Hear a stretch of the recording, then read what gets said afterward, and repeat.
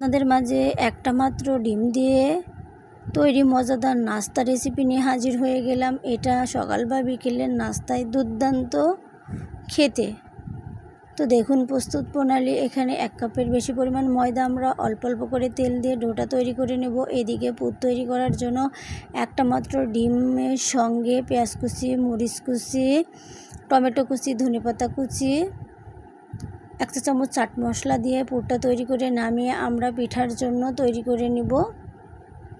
দেখুন কত সুন্দর করে কোট করে নিচ্ছি।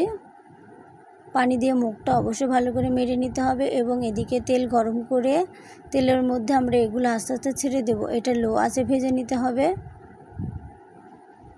তো আপনারা বাসায় একবার বানিয়ে ফেলুন। একটা মাত্র ডিম দিয়ে অনেকগুলো নাস্তা রেসিপি, খেতে দুর্দান্ত। একবার বানিয়েই দেখুন। ধন্যবাদ।